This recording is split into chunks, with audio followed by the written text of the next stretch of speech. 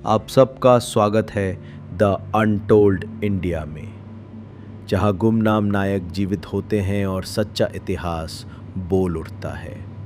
आइए इस ऐतिहासिक यात्रा की शुरुआत करें।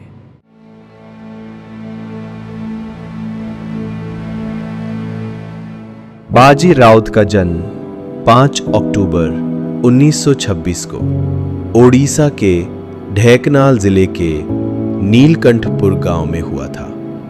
पिता हरि राउत का साया बचपन में ही उनके सर से उठ गया था और उनकी मां रुक्मिणी देवी ने उन्हें पाला।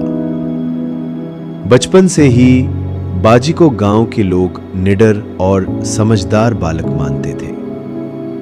वो आजादी के दीवानों से प्रेरित थे और वो अक्सर आजाद भारत का सपना देख करते थे। बचपन में ही उन्होंने स्वतंत्रता सेनानियों की मदद करनी शुरू कर दी। वो उन्हें नदी पार करवाते और रात में नदी किनारे पहरा देते। इतनी कम आयु में उनकी ऐसी बहादुरी के चलते वो सबके लाडले थे। 1938 के अंत तक ढेंकानाल में विद्रोह तेज हो चुका था। प्रजामंडल आंदोलन पूरे जोर पर था, जिसमें गांव वाले और क्रांतिकारी ब्रिटिश अधिकारियों और उनके सहयोगी राजा के खिलाफ एकजुट हो गए थे। ब्रिटिश सरकार इस आंदोलन को कुचलना चाहते थे। उनकी योजना थी कि रात को नदी पार कर सुरक्षित जगह पहुंचना, वहां से इकट्ठा होकर फिर से हमला कर क्रांतिकारियों को खत्म कर देना। 10 अक्टूबर 1938 की काली श्रापित रात थी। पिछले 3 दिनों से बारिश और सर्दी ने गांव को परेशान कर रखा था। उस रात बारिश, बिजली और अंधेरे तूफान के बीच बाजी अकेले नदी किनारे पहरा दे रहे थे, अपने लकड़ी के नाव में सोते हुए। वातावरण भयानक था, लेकिन बाजी का साहस अटल। अचानक कुछ ब्रिटिश अधिकारी उसी किनारे पर पहुंचे। उन्होंने नाव को देखा और चिल्लाए, ओ लड़के, उठो, हमें नदी पार कराओ, अभी।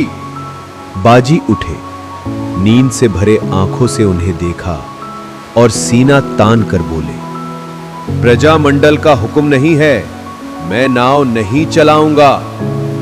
अंग्रेजों ने फिर उसे सोना और पैसा देने का लालच दिया, पर बाजी ने हंसते हुए कहा, मैं भले ही छोटा हूं, पर सही और गलत में फर्क जानता हूं। मेरी देशभक्ति और ईमानदारी बिकाऊ नहीं है। मैं तुम्हें नदी पार करने नहीं दूंगा।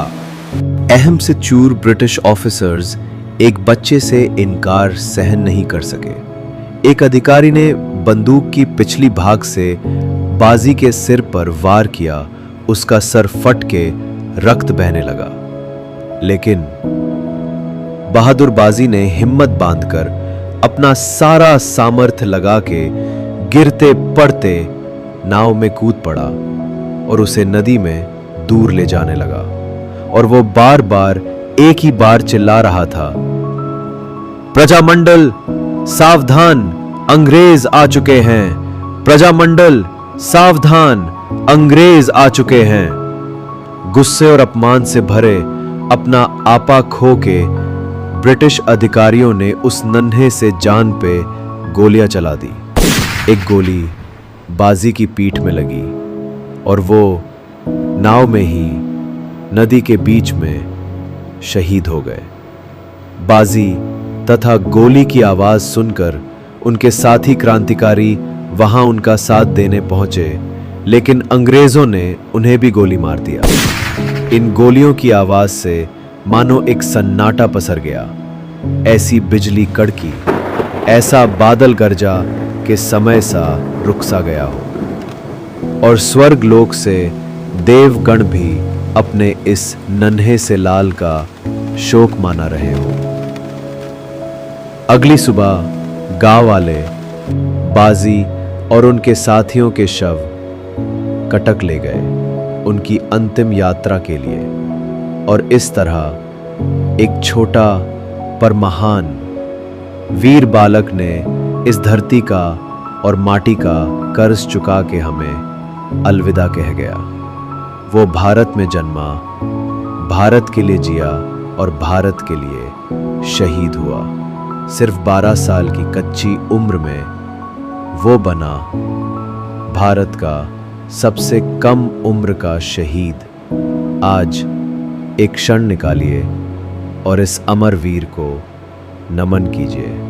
मृत्यु ने जिसके आगे घुटने टेक दिए, जिसे देवताओं ने सराहा, जिसने अकेले दम पे दुश्मनों को चुनौती दी, वो अमर आत्मा, वो वीर शहीद बाजी राउत हमेशा अमर रहेगा।